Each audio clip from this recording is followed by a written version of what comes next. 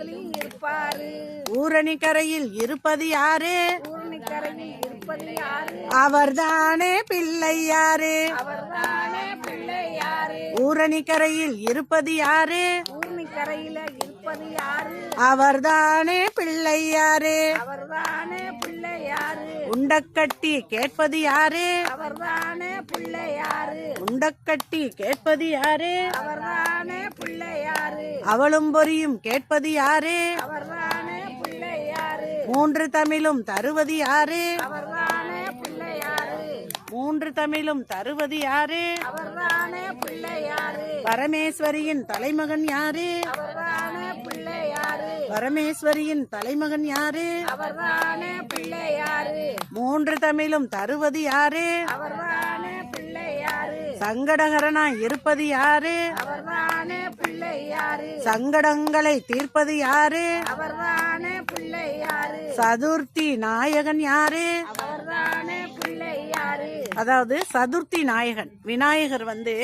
சதுர்த்தி நாயகன் ஏன் வழங்கப்படுகிறார்னா அவர் சதுர்த்தி திதியில பிறந்திருக்கார்.